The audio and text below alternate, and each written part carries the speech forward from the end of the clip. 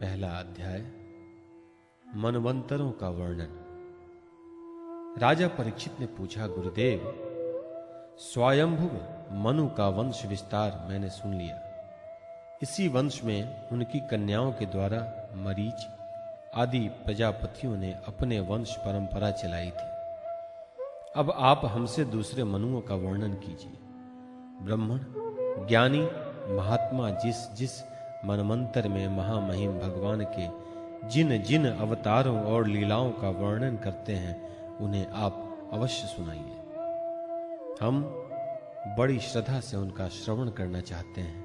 भगवान विश्व भावन भगवान बीते हुए मनवंतरों में जो जो लीलाएं कर चुके हैं, वर्तमान मनवंतर में जो कर रहे हैं और आगामी मनवंतरों में जो कुछ करेंगे, वह सब हमें सुनाइए।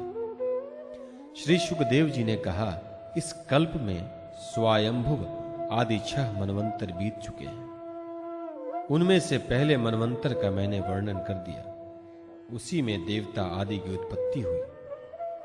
स्वयंभुव मनु की पुत्री आकुति से यज्ञ पुरुष के रूप में धर्म का उपदेश करने के लिए तथा देवहूति से कपिल के रूप में ज्ञान का उपदेश करने के लिए भगवान ने उनके पुत्र रूप से अवतार ग्रहण किया था।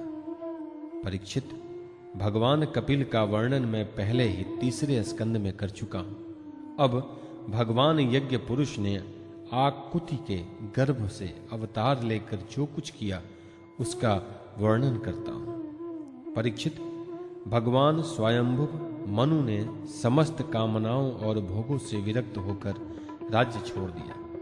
वे अपनी पत्नी शतरूपा के साथ तपस्या करने के लिए वन में चले गए। परीक्षित, उन्होंने सुनंदा नदी के किनारे पृथ्वी पर एक पैर से खड़े रहकर 100 वर्ष तक घोर तपस्या की। तपस्या करते समय वे प्रतिदिन इस प्रकार भगवान की स्तुति करते थे।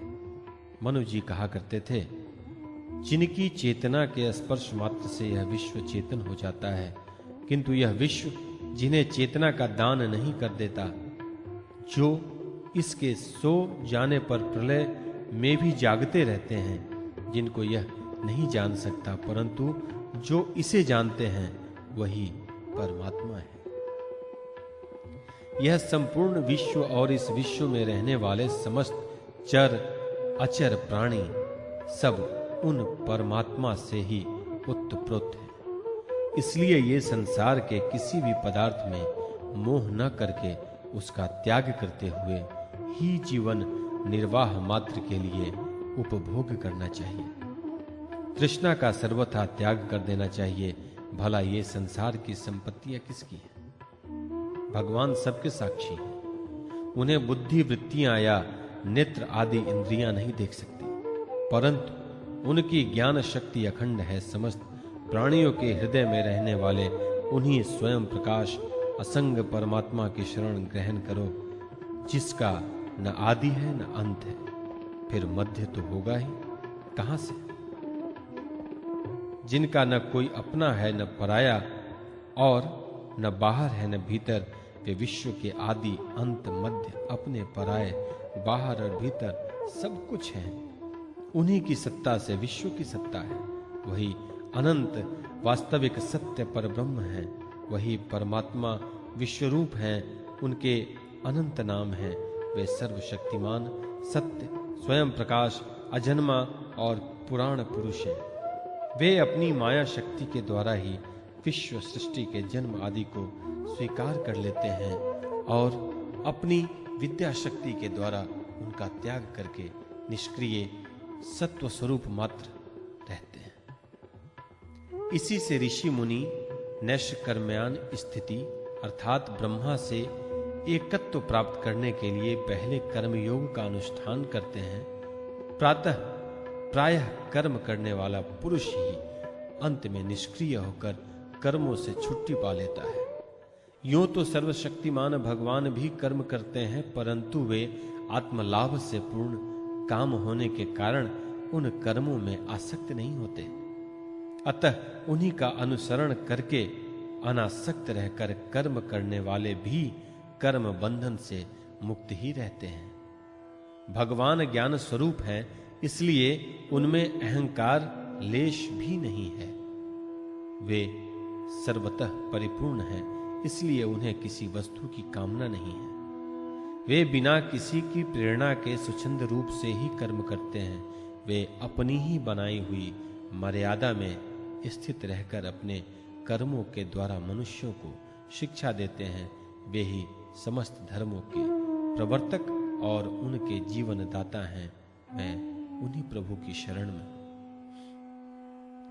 श्री सुखदेव जी कहते हैं, परीक्षित, एक बार स्वयंभु मनु एकाग्रचित्त से इस मंत्रमय उपनिषद स्वरूप श्रुति का पाठ कर रहे थे। उन्हें नींद में अचेत होकर बड़बड़ाते जान भूखे असुर और राक्षस खा डालने के लिए उन पर टूट पड़े। यह देखकर अंतर्यामी भगवान यज्ञ पुरुष अपने पुत्र याम नामक देवताओं के साथ वहां आए। उन्होंने उन खा डालने के निश्चय से आए हुए असुरों का संहार कर डाला और फिर वे इंद्र के पद पर प्रतिष्ठित होकर स्वर्ग का शासन करने लगे। परीक्षित, दूसरे मनु हुए स्वारोचिष। वे अग्नि के पुत्र थे। उनके पुत्रों के नाम थे धुमान, सुषेण और रोचिष्मान आदि। उस मनवंतर में इंद्र का नाम था रोचन। प्रधान देवगण थे तुषित आदि, ऊर्ज स्तंभ आदि। वेदवादिगण सप्तर्षि थे। उन मनवंतर में वेदशिरा नाम के ऋषि की पत्नी तुषिता थी। उनके गर्भ से भगवान ने अवतार ग्रहण किया और विभु नाम से प्रसिद्ध हुए।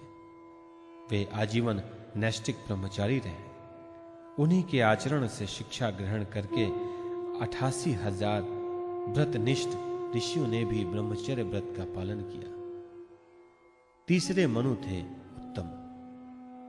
वे प्रिय व्रत के पुत्र थे। उनके पुत्रों के नाम थे पवन, सिंचय, यज्ञहोत्र आदि। उस मनवंतर में वशिष्ठ जी के प्रमद आदि 7 पुत्र सप्तर्षि थे। सत्य, वेदश्रुत और भद्र नामक देवताओं के प्रधान गण थे और इंद्र का नाम था सत्यजीत। उस समय धर्म की पत्नी सुनृता के गर्भ से पुरुषोत्तम भगवान ने सत्यसेन के नाम से अवतार ग्रहण किया था। उनके साथ सत्यव्रत नाम के देवगण भी थे। उस समय के इंद्र सत्यजीत के सखा बनकर भगवान ने असत्य परायण, दुःशील और दुष्ट यक्षों, राक्षसों एवं जीवद्रोही भूत गणों का संहार किया। चौथे मनु का नाम था तामस। वे तीसरे मनु उत्तम के सगे भाई थे। उनके पृथु, ख्याति, नर, केतु इत्यादि 10 पुत्र थे। सत्यक, हरि और वीर नामक देवताओं के प्रधान गण थे। इंद्र का नाम था त्रिशिख। उस मनवंतर में ज्योतिर्धाम आदि सप्तर्षि थे। परीक्षित, उस तामस नाम के मनवंतर में विद्युति के पुत्र वैधृति नाम के और भी देवता हुए। उन्होंने समय के फेर से नष्ट प्राय वेदों को अपनी शक्ति से बचाया था, इसलिए ये वैधृति कहलाए। इस मनवंतर में हरिमेधा ऋषि की पत्नी हरिणी के गर्भ से हरि के रूप में भगवान ने अवतार ग्रहण किया। इसी अवतार में उन्होंने ग्रास से गजेंद्र की रक्षा की थी। राजा परीक्षित ने पूछा, मुनिवर, हम आपसे यह सुनना चाहते हैं कि भगवान ने गजेंद्र को ग्राह के फंदे से कैसे छुड़ाया। सब कथाओं में वही कथा परम पुण्यमय, प्रशंसनीय, मंगलकारी और शुभ है, जिसमें महात्माओं के द्वारा गान करते हुए भगवान श्री हरि के पवित्र यश का वर्णन रहता है। सूत जी कहते हैं, शौनकादि ऋषियों राजा परीक्षित आमरण अनशन करके कथा सुनने के लिए ही बैठे हुए थे। उन्होंने जब श्री सुखदेव जी महाराज को इस प्रकार कथा कहने के लिए प्रेरित किया, तब वे बड़े आनंदित हुए और प्रेम से परीक्षित का अभिनंदन करके मुनियों की भरी सभा। दूसरा अध्याय, ग्राह के द्वारा गजेंद्र का पकड़ा जाना। श्री सुखदेव जी ने कहा, परीक्षित, क्षीर सागर में त्रिकुट नाम का एक प्रसिद्ध, सुंदर एवं श्रेष्ठ पर्वत था। वह 10,000 योजन ऊंचा था। उसकी लंबाई चौड़ाई भी चारों ओर इतनी ही थी। उसके चांदी, लोहे और सोने के 3 शिखरों की छटा से समुद्र, दिशाएं और आकाश जगमगाते रहते थे। और भी उसके कितने ही शिखर ऐसे थे जो रत्नों और धातुओं की रंग बिरंगी छटा दिखाते हुए सब दिशाओं को प्रकाशित कर रहे थे। उनमें विविध जाति के वृक्ष, लताएं और झाड़ियां थीं। झरनों की झरझर से वह गुंजायमान होता रहता था। सब ओर से समुद्र की लहरें आकर उस पर्वत के निचले भाग से टकराती। उस समय ऐसा जान पड़ता मानो वे पर्वतराज के पांव पखार रही हों। उस पर्वत के हरे पन्ने के पत्थरों से वहां की भूमि ऐसी सांवली हो गई थी जैसे उस पर हरी भरी दूब लग रही हो। उसकी कंदराओं में सिद्ध, चारण, गंधर्व, विद्याधर, नाग, किन्नर और अप्सराएं आदि विहार करने के लिए प्रायः बने ही रहते थे। जब उसके संगीत की ध्वनि चट्टानों से टकराकर गुफाओं में प्रतिध्वनित होने लगती थी, तब बड़े बड़े गर्वीले सिंह उन्हें दूसरे सिंह की ध्वनि समझकर सह न पाते और अपनी गर्जना से उसे दबा देने के लिए और जोर से गरजने लगते थे। उस पर्वत की तलहटी तरह तरह के जंगली जानवरों के झुंडों से सुशोभित रहती थी। अनेकों प्रकार के वृक्षों से भरे हुए देवताओं के उद्यान में सुंदर सुंदर पक्षी मधुर कंठ से चहकते रहते थे। उस पर बहुत सी नदियां और सरोवर भी थे। उनका जल बड़ा निर्मल था। उनके पुलिन मणियों की बालू चमकती रहती थी। उनमें देवाग्नाएं स्नान करती थी, जिससे उनका जल अत्यंत सुगंधित हो जाता था। उसकी सुरभि लेकर भीनी भीनी वायु चलती रहती थी। पर्वतराज त्रिकुट की तराई में भगवत प्रेमी महात्मा भगवान वरुण का एक उद्यान था। उसका नाम था ऋतुमान। उसमें देवांगनाएं क्रीड़ा करती रहती थी। उसमें सब ओर ऐसे दिव्य वृक्ष शोभायमान थे जो फलों और फूलों से सर्वदा लदे ही रहते थे। उस उद्यान में मंदार, परिजात, गुलाब, अशोक, चंपा, तरह तरह के आम, पलाय, कटहल, आमड़ा, सुपारी, नारियल, खजूर, बिजौरा, महुआ, साखू, ताड़, तमाल, असन, अर्जुन, रीठा, गूलर, पाकर, बरगद, पलास, चंदन, नीम, कचनार, साल, देवदारू, दाख, ईख, केला, जामुन, बेर, रुद्राक्ष, हर्रे, आंवला, बेल, कैथ, नींबू और भिलावे आदि के वृक्ष लहराते रहते थे। उस उद्यान में एक बड़ा भारी सरोवर था। उसमें सुनहरे कमल खिल रहे थे और भी विविध जाति के कुमुद, उत्पल, कल्हार, शतदल आदि कमलों की अनूठी छटा छिटक रही थी। मतवाले भंवरे गूंज रहे थे। मनोहर पक्षी किलरव कर रहे थे। हंस, कारंडव, चक्रवात और सारस दल के दल भरे हुए थे। पनडुब्बी, बत्तख और पपीहे कूज रहे थे। मछली और कछुए के चलने से कमल के फूल हिल रहे थे, जिससे उनका पराग झरझर कर जल को सुंदर और सुगंधित बना देता था। कदम्ब, बेंत, नरकुल, कदम्बलता, बेन आदि वृक्षों से वह घिरा था। कुंद, कुर्बक, कटसरैया, अशोक, सिरस, बनमल्लिका, लिसौंडा, हरसिंहार, जोनजूही, नाग, पुन्नाग, जाति, मल्लिका, शतपत्र, माधवी और मोगरा आदि सुंदर सुंदर पुष्प वृक्ष एवं तट के दूसरे वृक्षों से भी जो प्रत्येक ऋतु में हरे भरे रहते थे, वह सरोवर शोभायमान रहता था। उस पर्वत के घोर जंगल में बहुत सी हथनियों के साथ एक गजेंद्र निवास करता था। वह बड़े बड़े शक्तिशाली हाथियों का सरदार था। एक दिन वह उसी पर्वत पर अपनी हथनियों के साथ कांटे वाले कीचक, बांस, बेंत, बड़ी बड़ी झाड़ियों और पेड़ों को रौंदता हुआ घूम रहा था। उसकी गंध मात्र से सिंह, हाथी, बाघ, गैंडे आदि हिंसक जंतु, नाग तथा काले, गोरे, शरभ और चमरी गाय आदि डरकर भाग जाया करते थे और उसकी कृपा से भेड़िए, सुअर, भैंसे, रीछ, शल्य, लंगूर तथा कुत्ते, बंदर, हरिण और खरगोश आदि क्षुद्र जीव सब कहीं निर्भय विचरते रहते थे। उसके पीछे पीछे हाथियों के छोटे छोटे बच्चे दौड़ रहे थे।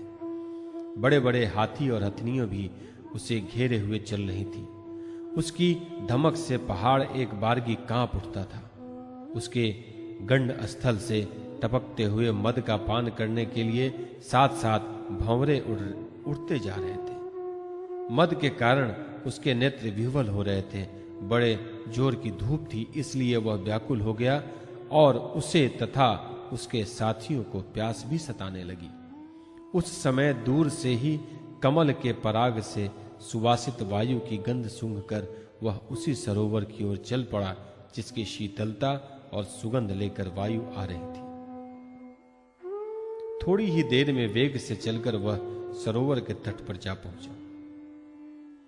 उस सरोवर का जल अत्यंत निर्मल एवं अमृत के समान मधुर था। सुनहले और अरुण कमलों की केसर से वह महक रहा था। गजेंद्र ने पहले तो उसमें घुसकर अपनी सूंड से उठाकर जी भरकर जल पिया, फिर उस जल में स्नान करके अपनी थकान मिटाई। गजेंद्र गृहस्थ पुरुषों की भांति मोहग्रस्त होकर अपनी सूंड से जल की फुहारें छोड़ छोड़कर साथ की हथनियों और बच्चों को नहलाने लगा तथा उनके मुख से सूंड डालकर जल पिलाने लगा। भगवान की माया से मोहित हुआ गजेंद्र उन्मत्त हो रहा था। उस बेचारे को इस बात का पता ही नहीं था कि मेरे सिर पर बहुत बड़ी विपत्ति मंडरा रही है।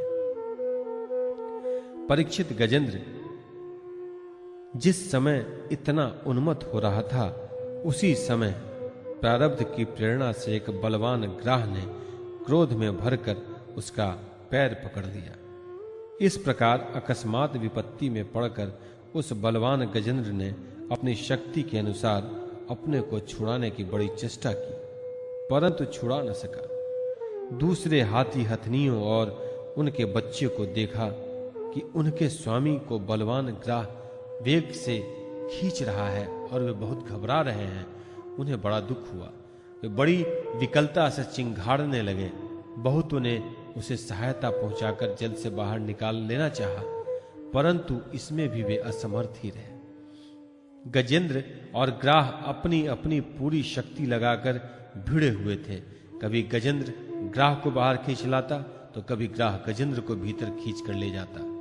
परीक्षित इस प्रकार उनको लड़ते लड़ते 1000 वर्ष बीत गए और दोनों ही जीते रहे। यह घटना देखकर देवता भी आश्चर्यचकित हो गए। अंत में बहुत दिनों तक बार बार जल में खींचे जाने से गजेंद्र का शरीर शिथिल पड़ गया। न तो उसके शरीर में बल रह गया और न मन में उत्साह, शक्ति भी क्षीण हो गई। इधर ग्राह तो जलचर ही ठहरा, इसलिए उसकी शक्ति क्षीण होने के स्थान पर बढ़ गई। वह बड़े उत्साह से और भी बल लगाकर गजेंद्र को खींचने लगा। इस प्रकार देहाभिमानी गजेंद्र अकस्मात प्राण संकट में पड़ गया और अपने को छुड़ाने में सर्वथा असमर्थ हो गया। बहुत देर तक उसने अपने छुटकारे के उपाय विचार किए। अंत में वह इस निश्चय पर पहुंचा, यह ग्राह विधाता की फांसी ही है। इसमें फंसकर मैं आतुर हो रहा हूं। अब मुझे मेरे बराबर के हाथी भी इस विपत्ति से न उबार सके, तब ये बेचारी हथनियां तो छुड़ा ही कैसे सकती हैं। इसलिए अब मैं संपूर्ण विश्व के एकमात्र आश्रय भगवान की ही शरण लेता हूं। काल बड़ा बली है।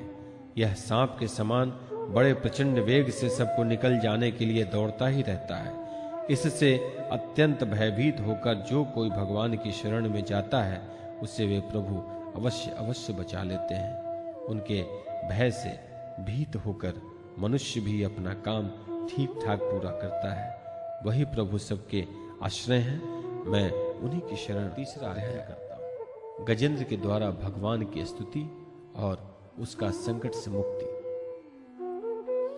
श्री सुखदेव जी कहते हैं, परीक्षित, अपनी बुद्धि से ऐसा निश्चय करके गजेंद्र ने अपने मन को हृदय में एकाग्र किया और फिर पूर्व जन्म में सीखे हुए श्रेष्ठ स्तोत्र के जप द्वारा भगवान की स्तुति करने लगा। गजेंद्र ने कहा, जो जगत के मूल कारण है और सबके हृदय में पुरुष के रूप में विराजमान है एवं समस्त जगत के एकमात्र स्वामी हैं, जिनके कारण इस संसार में चेतनता का विस्तार होता है, उन भगवान को मैं नमस्कार करता हूँ। प्रेम से उनका ध्यान करता हूँ। यह संसार उन्हीं में स्थित है, उन्हीं की सत्ता से प्रतीत हो रहा है। वे ही इसमें व्याप्त हो रहे हैं और स्वयं वे ही इसके रूप में प्रकट हो रहे हैं। यह सब होने पर भी वे इस संसार और इसके कारण प्रकृति से सर्वथा परे हैं। उन स्वयं प्रकाश, स्वयं सिद्ध सत्तात्मक भगवान की मैं शरण ग्रहण करता हूँ। यह विश्व प्रपंच उन्हीं की माया से उनमें अध्यस्त है तथा कभी प्रतीत होता है तो कभी नहीं होता है, परंतु उनकी दृष्टि ज्यों की त्यों एक सी रहती है। वे इसके साक्षी हैं और उन दोनों को ही देखते रहते हैं। वे सबके मूल हैं और अपने मूल भी वही हैं। कोई दूसरा उनका कारण नहीं है। वही समस्त कार्य और कारणों से अतीत प्रभु मेरी रक्षा करें। प्रलय के समय लोक, लोकपाल और इन सब के कारण संपूर्ण रूप से नष्ट हो जाते हैं। इस समय केवल अत्यंत घना और गहरा अंधकार ही अंधकार रहता है, परंतु अनंत परमात्मा उससे सर्वथा परे विराजमान रहते हैं। वे ही प्रभु मेरी रक्षा करें। उनकी लीलाओं का रहस्य जानना बहुत ही कठिन है। वे नट की भांति अनेकों वेश धारण करते हैं। उनके वास्तविक स्वरूप को न तो देवता जानते हैं और न ऋषि ही। फिर दूसरा कौन प्राणी होगा ऐसा जो वहां तक जा सके और उसका वर्णन कर सके। वे प्रभु मेरी रक्षा करें। जिनके परम मंगलमय स्वरूप का दर्शन करने के लिए महात्मा गण संसार की समस्त आसक्तियों का परित्याग कर देते हैं और वन में जाकर अखंड भाव से ब्रह्मचर्य आदि अलौकिक व्रतों का पालन करते हैं तथा अपने आत्मा को सबके हृदय में विराजमान देखकर स्वाभाविक ही सबकी भलाई करते हैं, वे ही मुनियों के सर्वस्व भगवान मेरे सहायक हैं। वे ही मेरी गति हैं। न उनके जन्म कर्म है और न नाम रूप है। फिर उनके संबंध में गुण और दोष तो कल्पना ही कैसे की जा सकती है। फिर भी विश्व की सृष्टि और संहार करने के लिए समय समय पर वे उन्हें अपनी माया से स्वीकार करते हैं। उन्हीं अनंत शक्तिमान सर्वैश्वर्यमय परब्रह्म परमात्मा को मैं नमस्कार करता हूँ। वे अरूप होने पर भी बहुरूप हैं। उनके कर्म अत्यंत आश्चर्यमय हैं। मैं उनके चरणों में नमस्कार करता हूँ। स्वयं प्रकाश सबके साक्षी परमात्मा को मैं नमस्कार करता हूँ। जो मन, वाणी और चित्त से अत्यंत दूर हैं, उन परमात्मा को मैं नमस्कार करता हूँ। विवेकी पुरुष कर्म संन्यास अथवा कर्म समर्पण के द्वारा अपना अंतःकरण शुद्ध करके जिन्हें प्राप्त करते हैं तथा जो स्वयं तो नित्य मुक्त परमानंद एवं ज्ञान स्वरूप हैं, दूसरे को कैवल्य मुक्ति देने की सामर्थ्य भी केवल उन्हीं में है, उन प्रभु को मैं नमस्कार करता हूँ। जो सत्व रज तम इन तीन गुणों का धर्म स्वीकार करके क्रमशः शांत घोर और मूढ़ अवस्था भी धारण करते हैं, उन भेद रहित समभाव से स्थित एवं ज्ञान धन प्रभु को मैं बार बार नमस्कार करता हूँ। आप सबके स्वामी, समस्त क्षेत्रों के एकमात्र ज्ञाता एवं सर्व साक्षी हैं। आपको मैं नमस्कार करता हूँ। आप स्वयं ही अपने कारण हैं। पुरुष और मूल प्रकृति के रूप में भी आप ही हैं। आपको मेरे बार बार नमस्कार है। आप समस्त इंद्रिय और उनके विषयों के दृष्टा हैं। समस्त प्रतीतियों के आधार हैं। अहंकार आदि छाया रूप असत वस्तुओं के द्वारा आपका ही अस्तित्व प्रकट होता है। समस्त वस्तुओं की सत्ता के रूप में भी केवल आप ही भास रहे हैं।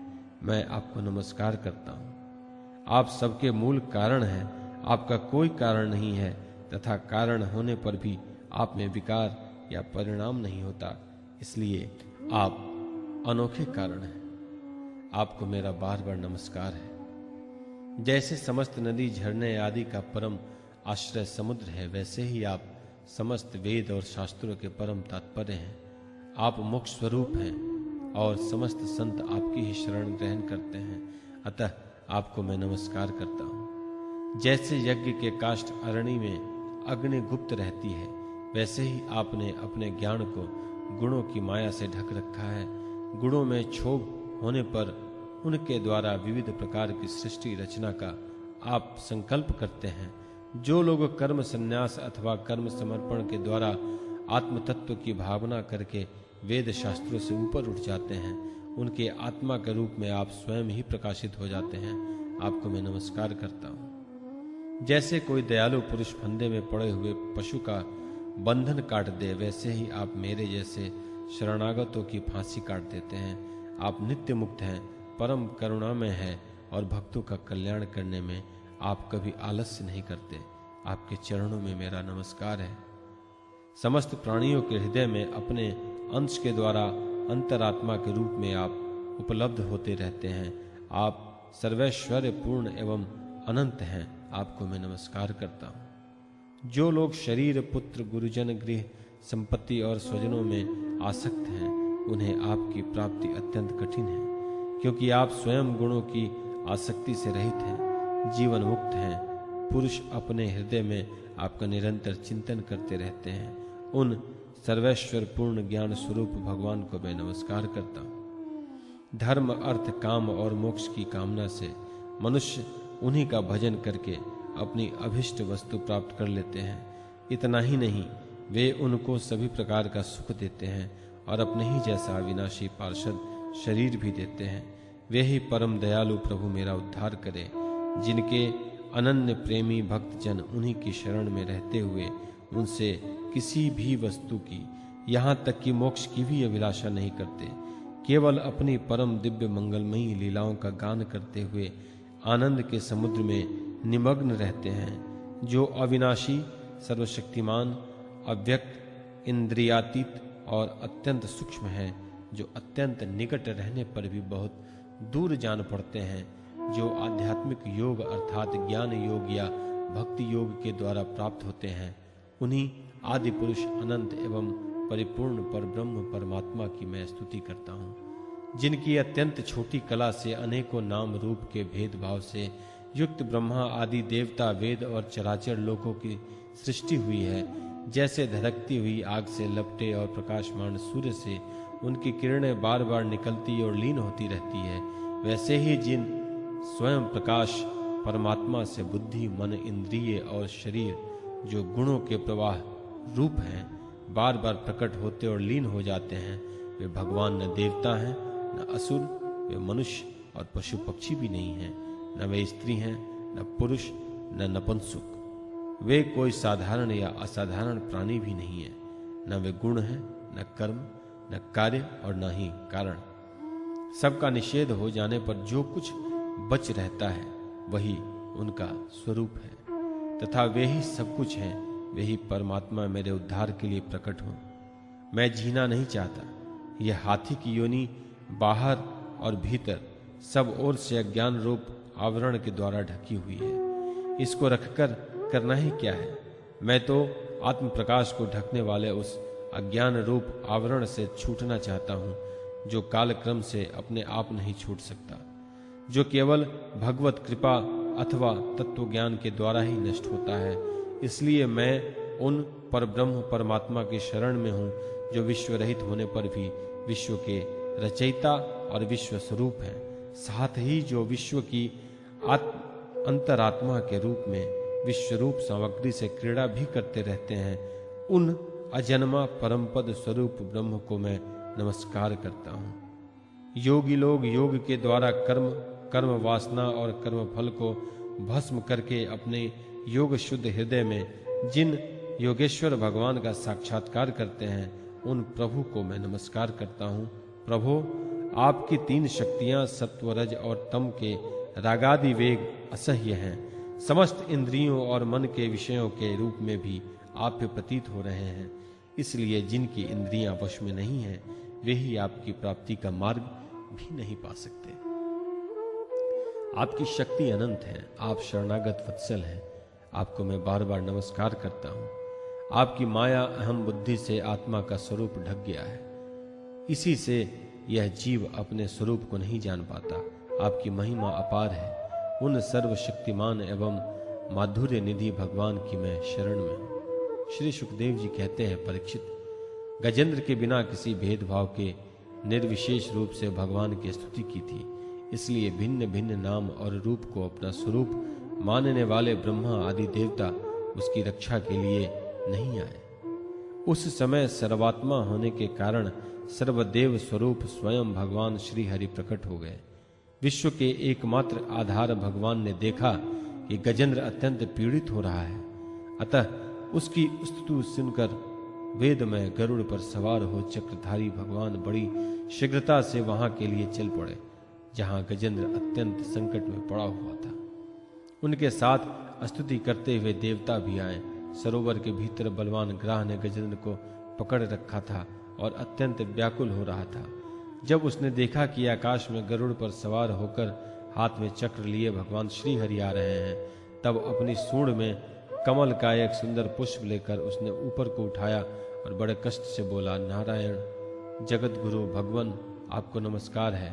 जब भगवान ने देखा कि गजेंद्र अत्यंत पीड़ित हो रहा है, तब वे एक बारगी गरुड़ को छोड़कर कूद पड़े और कृपा करके गजेंद्र के साथ ही ग्राह को भी बड़ी शीघ्रता से सरोवर से बाहर निकाल लाए। फिर सब देवताओं के सामने ही भगवान श्री हरि ने चक्र से ग्राह का मुंह फाड़ डाला और गजेंद्र को छुड़ा लिया।